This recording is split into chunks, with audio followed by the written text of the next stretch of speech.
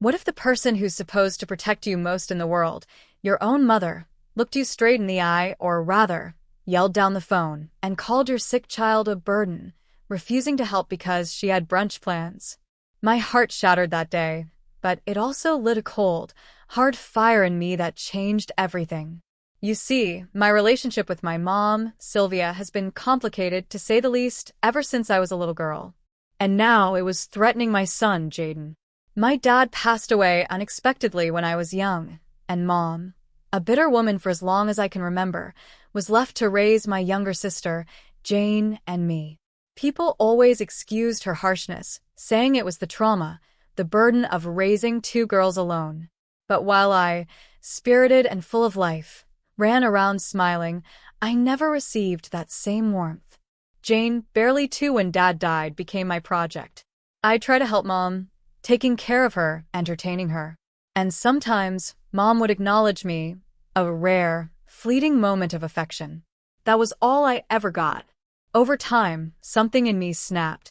I became the ungrateful child she seemed to expect. By 13, I was working part-time, doing chores, even babysitting Jane. But every night, Mom would find fault with something, no matter how small. Fights became our daily ritual. So, I built walls, a fortress around my heart. I became aloof. Jane, sensing the shift, tried to reach out, but I pushed her away. It was clear who Mom's favorite was. Jane. Always Jane. The favoritism was so blatant that Mom skipped my high school graduation because Jane was supposedly sick. But that's a whole other story. The moment I could, I was out. Moved to another city for college, no contact with Mom. Zero effort from either of us. Jane and I still exchanged texts just casually. Years later, I got married, and then Jaden arrived. My beautiful boy. He had severe, life-threatening allergies to 10 different foods, so we adopted a vegan lifestyle, and things were good. Jane and I kept up the occasional texts and calls, though we weren't close. Mom, she heard about Jaden and tried to reach out, but I didn't care enough to call her back. Then my marriage fell apart. It turned abusive, and I got out, filing for divorce. I moved back to my hometown, needing a fresh start. Jane found out and wanted to meet Jaden. I invited her over, and she showed up with Mom. My heart hammered. Mom acted like everything was perfectly normal between us. It was incredibly weird. I wanted to confront her, but Jaden was so happy, so I let it go. For then. Later, when Jaden was asleep, we talked. I finally confronted Mom about the years of silence. Jane, bless her heart, interrupted, apologizing for Mom. She said it was an olive branch, that they were the only family I had left. Mom, she pleaded, pled for a chance to be part of Jaden's life. And seeing Jaden so happy, feeling so alone, I caved. I gave her a shot. Things were okay, for a few months. I landed a hybrid marketing job, which was great since I could mostly work from home with Jaden. Jane was in college an hour away, so she'd visit. But Mom started coming over almost every weekend, not to help, not to just spend time, but to take charge. Like I was a child again, living under her roof. I let it slide a few times, trying to be understanding. But her controlling nature escalated. It was too much. I asked Jane to intervene, knowing I'd just end up fighting with Mom otherwise, which Jaden didn't need to see. Jane agreed, promised to talk to her that very day. I felt a sliver of relief. What happened next was pure hell. The next day, Mom called, and she went off. How dare I complain to my sister instead of talking to her directly, like an adult? I tried to explain, to tell her it wasn't the right time, but she just kept going. So I put her on speaker and went back to work. She must have realized I wasn't responding, because she hung up. Later that evening, Jane called, saying Mom was heartbroken, crying about how I'd handled the call.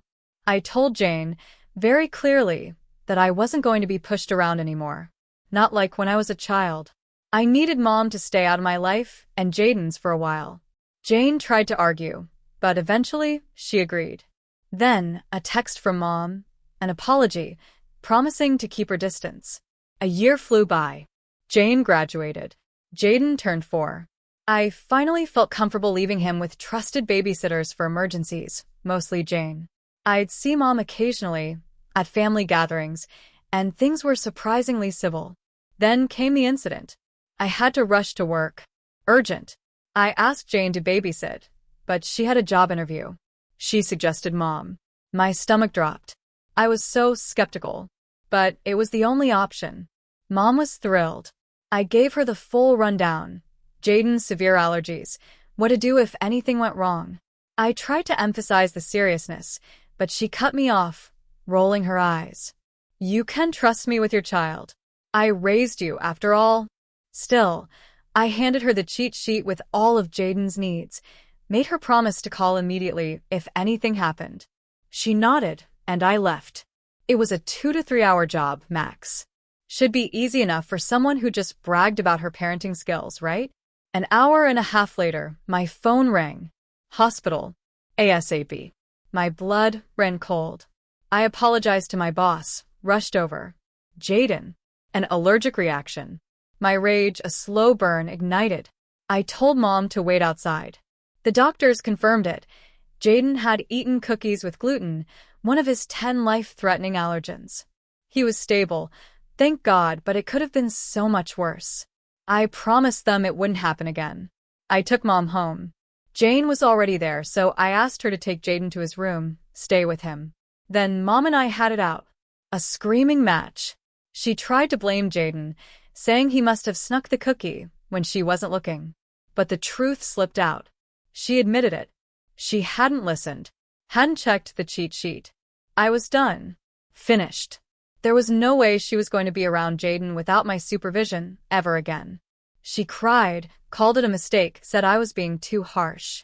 But I stood my ground. This wasn't about hurt feelings anymore. This was a matter of life and death for my child. She left. Jane followed. Later, Jane texted, accusing me of being too harsh. I warned her.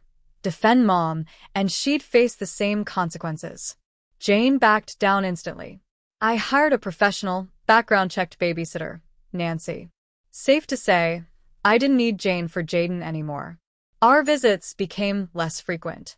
After Jane got a job, we reverted to rare texts, no personal life discussions.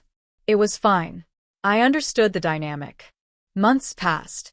Another work emergency on a Saturday, which happened to be Jaden's monthly doctor's appointment.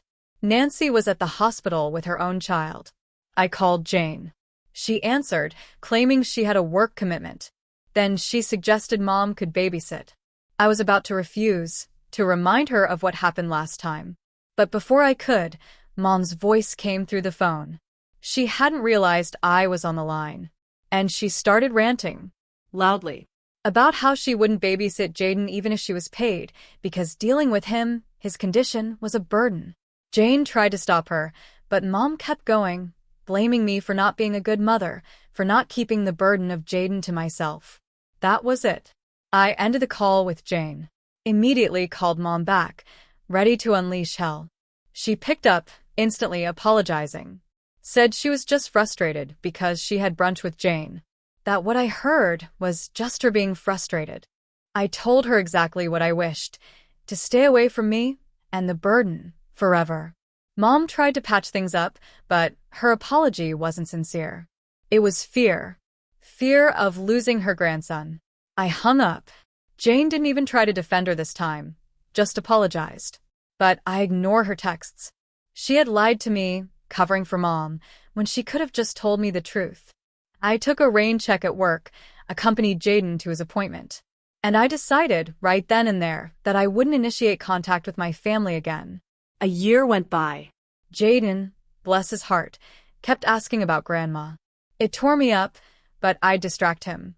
It was almost his 5th birthday. We'd picked out a kindergarten.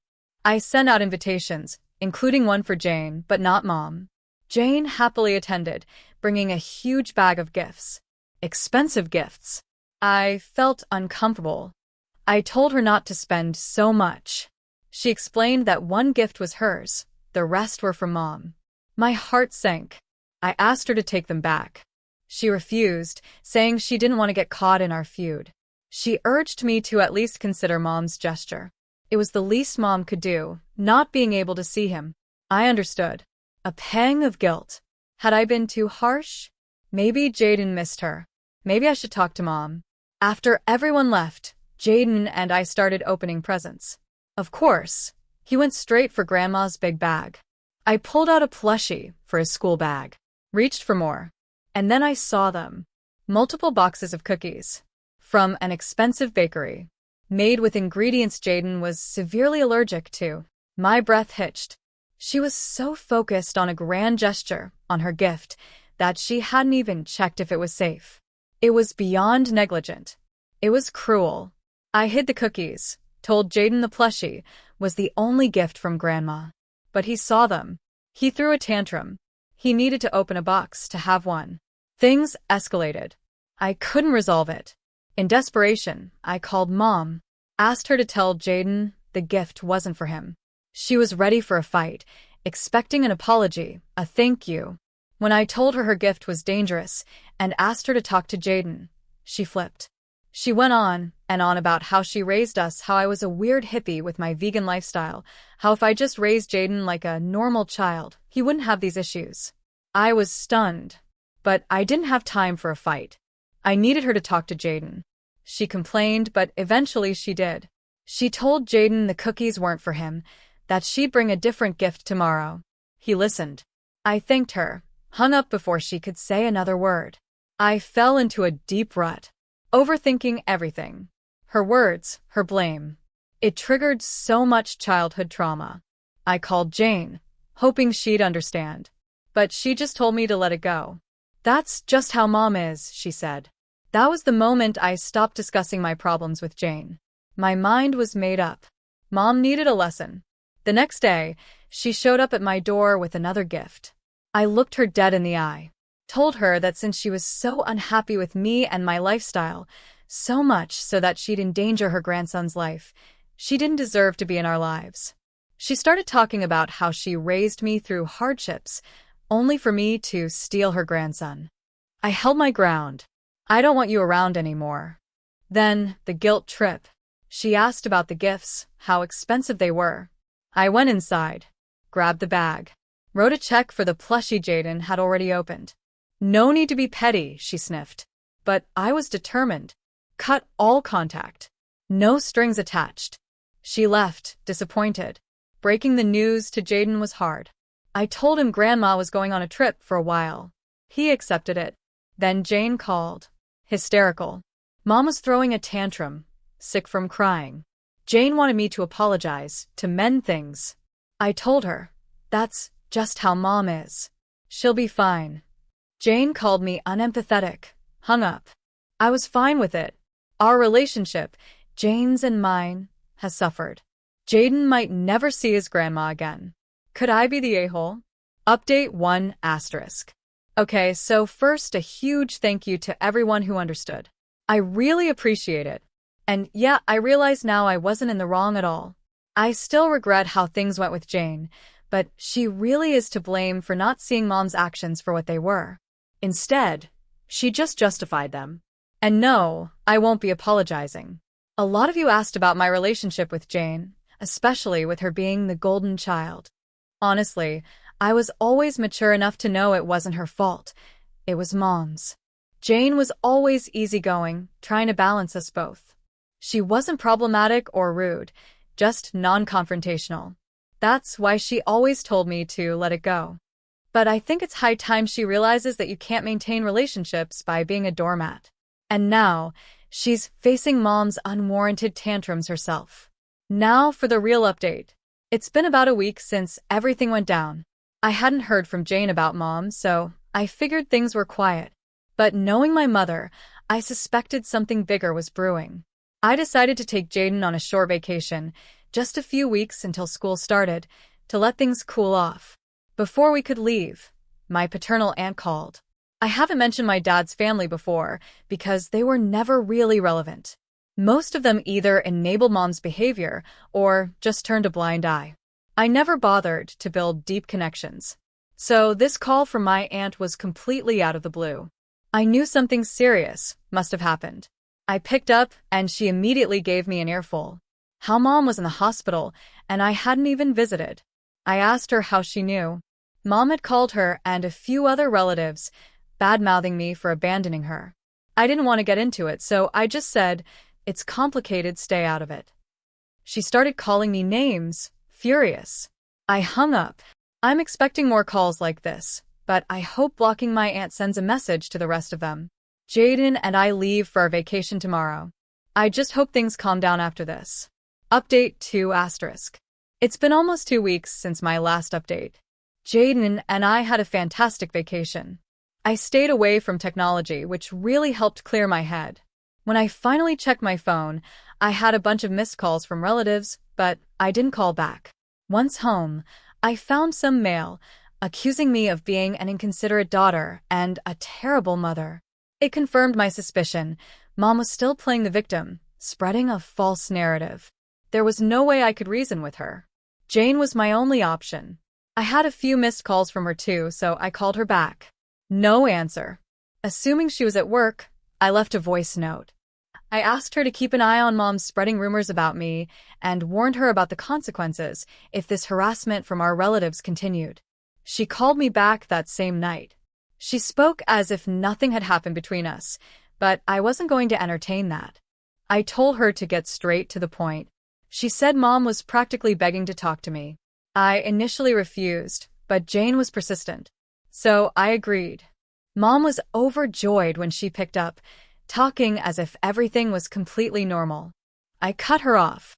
"Why do you want to talk to me?" I asked. She said that ever since I told her to stay away from Jaden, she'd been suffering in silence. Funny how she'd badmouth me to everyone. She said she was willing to accept any conditions if it meant being part of Jaden's life. I hadn't realized how attached she'd become to him. She even vaguely mentioned it as a way to reconnect with me.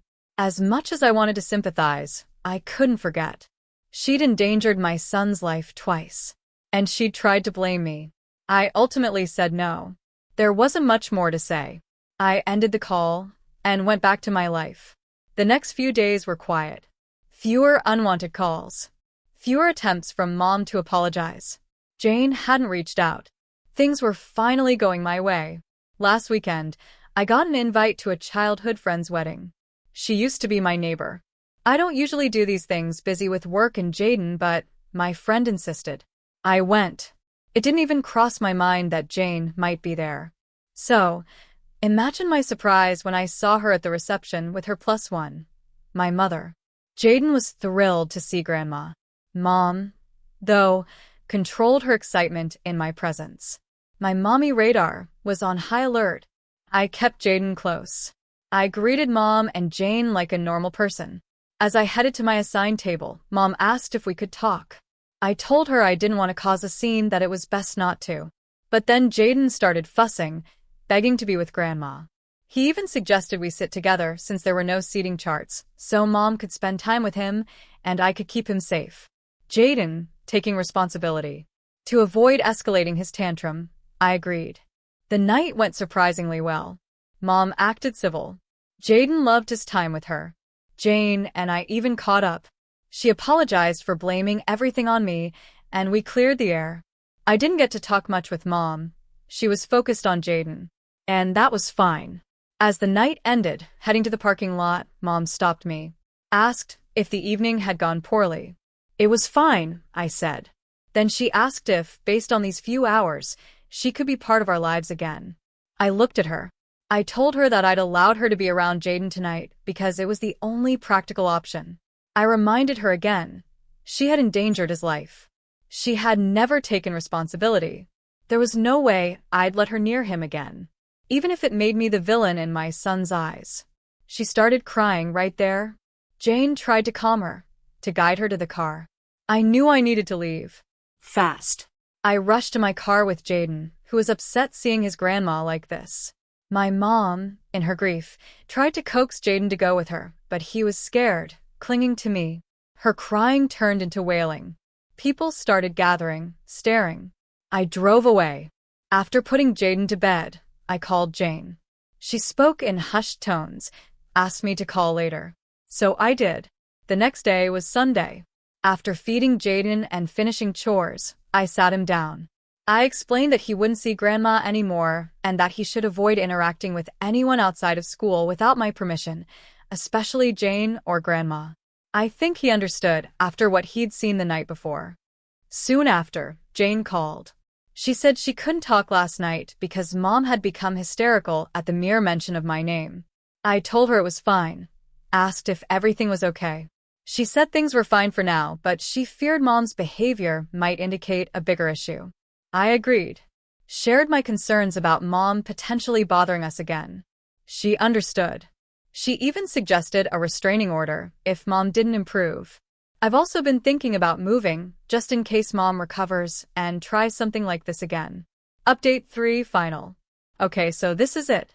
The final update. And thankfully, this issue, it's actually resolved. In the last update, Jane was worried about Mom's behavior. And wisely, she got Mom checked out. The diagnosis came back. Severe bipolar disorder. The psychiatrist recommended admitting her to a private mental health institution due to her age, for better care. Jane discussed it with Mom, and surprisingly, she understood. She accepted the doctor's advice.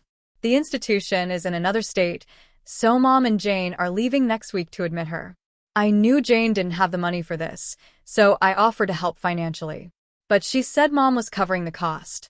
So I backed off. Jane also passed on a message from Mom to Jaden, saying she would get well soon and see him when his mother allowed it. It's a lot. It's sad, understanding the mental illness behind so much of her behavior. It doesn't excuse everything, but it offers a kind of closure I never thought I'd get. For the first time, there's a real path forward, a real chance for healing. Not just for Mom, but for all of us. And maybe, just maybe, one day, Jaden will get to know a different kind of grandma. A healthier one. This whole journey has been exhausting, heartbreaking, and ultimately empowering. I had to learn how to protect my child, even if it meant cutting off the very person who raised me. And it was the hardest thing I've ever done. What about you? Have you ever had to draw such a hard line with family? How did you protect yourself, or your kids, when family turned toxic? I'd really love to hear your experiences and thoughts in the comments below.